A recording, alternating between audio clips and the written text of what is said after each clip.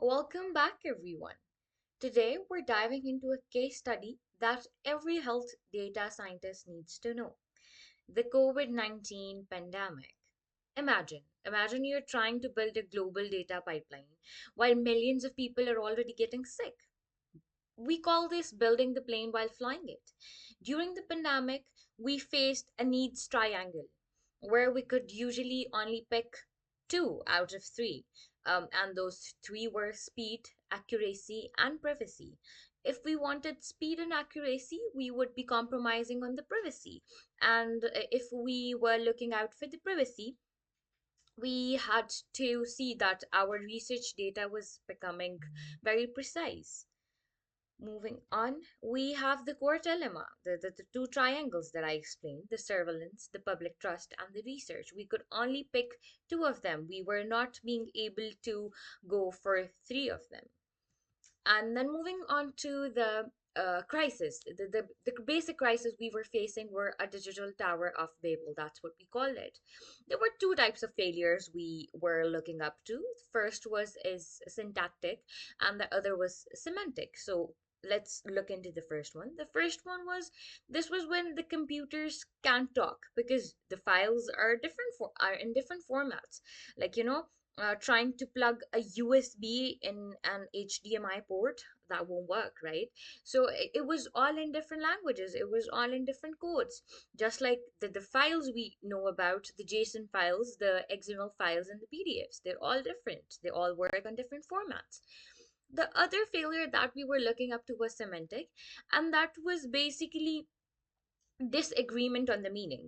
It was, for example, if one hospital was recording the data saying that sex male or gender male versus sex one. So these are all in different meanings. We tried to run a wartime operation on a peacetime engine.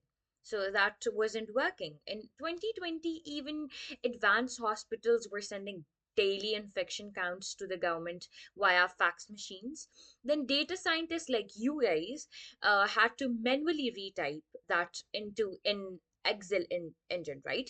So imagine the human error that would introduce, just typing it all manually. That would obviously lead to human error. Moving on to the next part, that is legacy systems and data silos.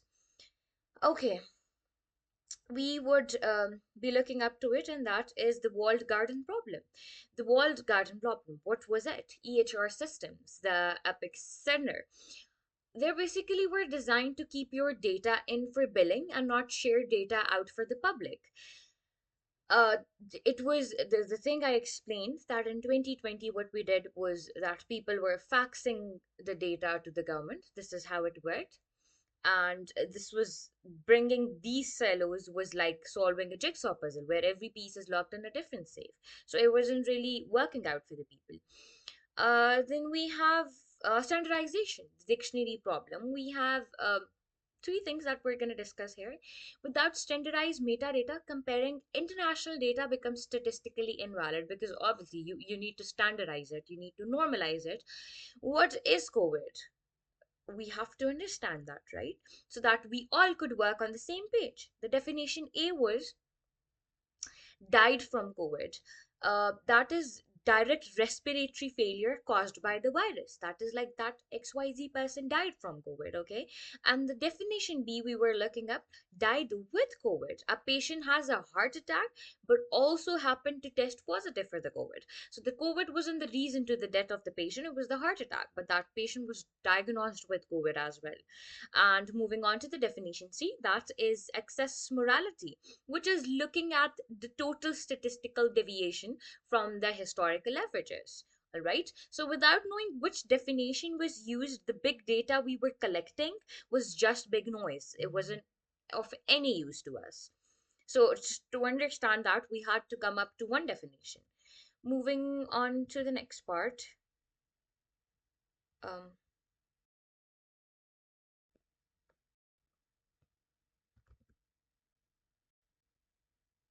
okay.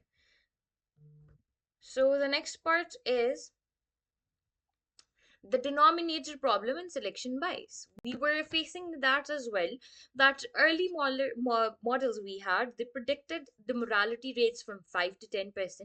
Why? Because of the denominator problem. They were saying that the morality rate we had was 5 to 10%. So we only counted the sick people in hospitals. It was a selection bias, all right? We completely missed millions of asymptomatic cases, which were like because testing was limited. There were people who were facing COVID but not everyone was getting tested. So we were missing them out. uh, we have to see that this is basically a classic lesson that your model is only good as your understanding of who is missing from your data, right? So here in this slide it is all explained like that. We had a selection bias because obviously the testing was limited.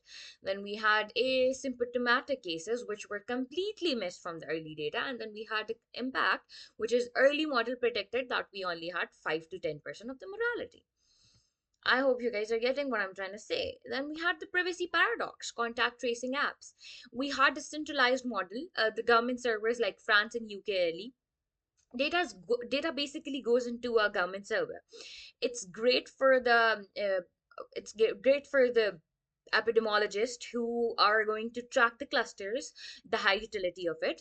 But at the same time I feel like it creates a surveillance state risk, that like it obviously lowers the privacy. So the utility is high but the privacy is low. This is what we're gonna face. And then we have a decentralized model. The decentralized model is basically like Apple and Google and all that. Data stays on your phone. It's great for privacy, but tech giants block governments from seeing location data, making it hard to map the spread. So if it's not spreading enough, the utility will be lower. It's not being utilized by the government, by the public. So the utility rate here is low and the privacy is high since you're keeping the data in your tech, right? If a new pandemic start tomorrow, which would you think you would prioritize? Would you be prioritizing the privacy or would you be prioritizing the speed of coverage, like how much you're utilizing the data? Then we have a walled garden success story. We have a success story here that will be seeing, and that success story is scientists basically needed to share genomic data for vaccine development, obviously, but developing nations feared parachute science, Western exploitation. The solution we came up was Gisad's unique license. It was giving the credit. That credit must be given to the uploader, the person who is uploading the data, and the restrictions were that you will not be resharing that data without the permission. So the lesson we learned here was that sometimes restricting rights actually encourages sharing by building trust. So you're building trust with it, right? And then we have data nationalism and hoarding. The prisoner's dilemma. If we talk about the prisoner's dilemma, finally we have to talk about politics. Data became a national asset for people. We saw a real life prisoner's dilemma. If everyone shares, everyone wins with the vaccines. But if I share my high infection numbers and you don't, my economy looks weak and yours looks strong because since you are not sharing the infection uh, data, that how many people are getting infected. Some nations suppress numbers to protect their image. Remember, a blank cell in your data is often a political decision, not a technical error, because obviously this is like imagine in pandemic, everybody was talking about their GDP, everybody was talking about their economic states, and there were countries who were literally hiding that they're not having enough or too many COVID cases. They were hiding the infections. They were telling that, oh my God, the vaccine is working, but they weren't telling us the actual amount, the actual number of the people who were going through this, right? So they were doing this for a political purpose. They were just trying to hide the fact that their economy is falling down. It was a political decision. So remember that a blank cell in your data doesn't really means a technical error that someone forgot to fill it in.